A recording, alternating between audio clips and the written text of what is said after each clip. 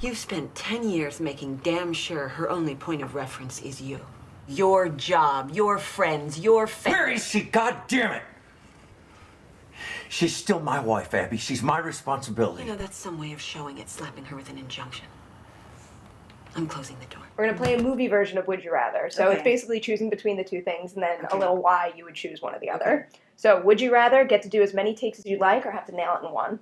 I'd like to do as many takes as I like because, God, like I said before, film is an editor's medium too, director's medium, I think, more than an actor's medium, because at some point you have to give up control and you say to the director, whereas when you're on stage doing a play, every night you're out there and it's sort of up to you and your fellow actors to kind of get the thing up the mountain. It's very different with a film. So I'd like to do as many takes as possible so I know that, and as many varying takes as possible. I think the more you can kind of do a million different things all within the confines of what's true for your character means that, you know, the editor can go in there and go, oh, I'd like to have this moment be a little more this, and then they have it.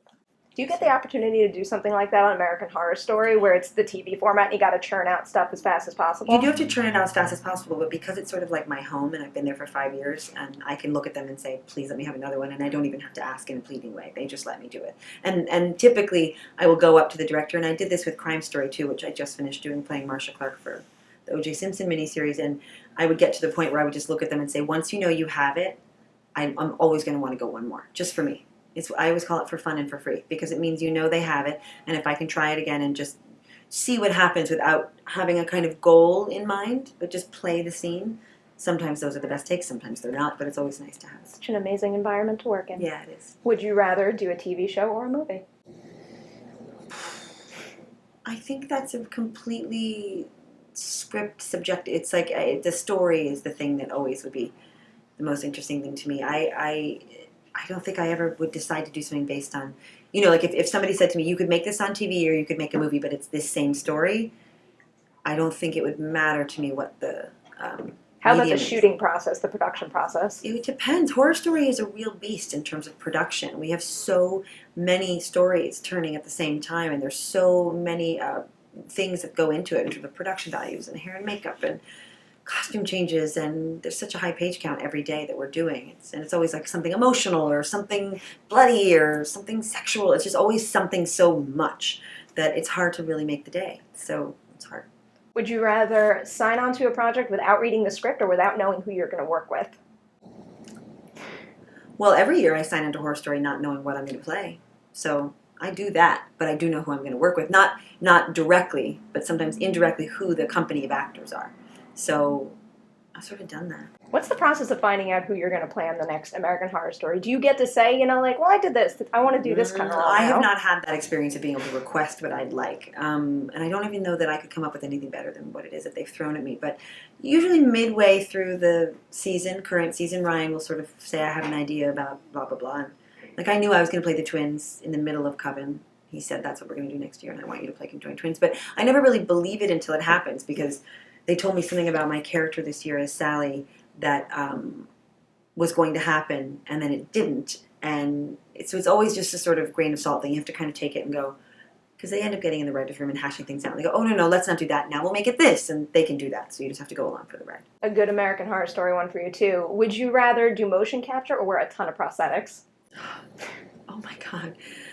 I wore a lot of prosthetics in season 2 when I had to be a 75-year-old Lana Winters. That was really...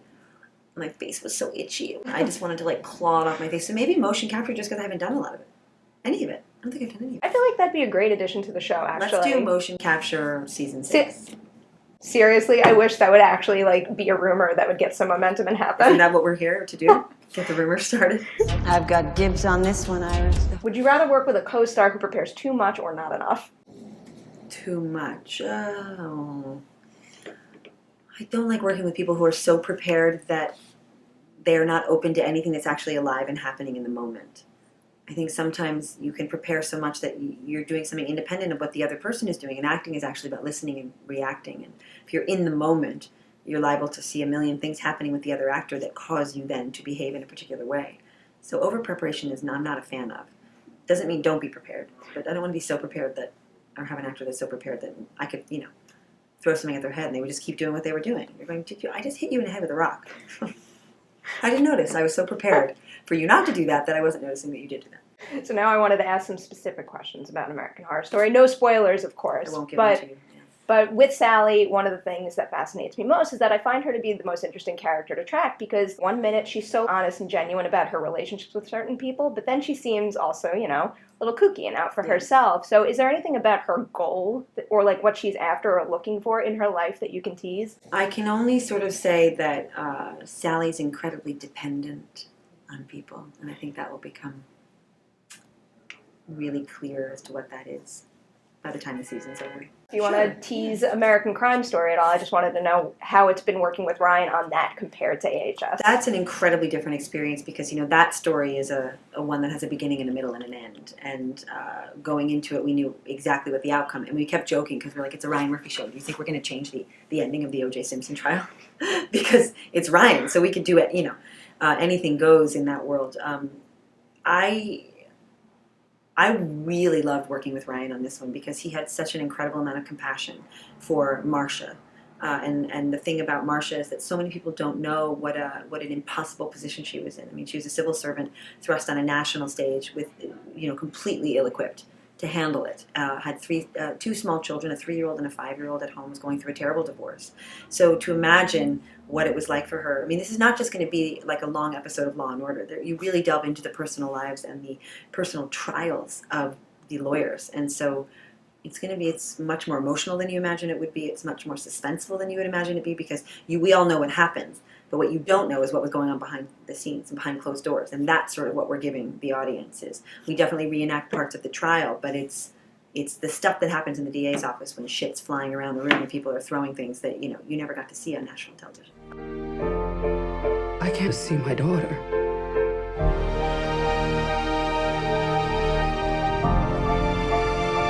Everything comes full circle.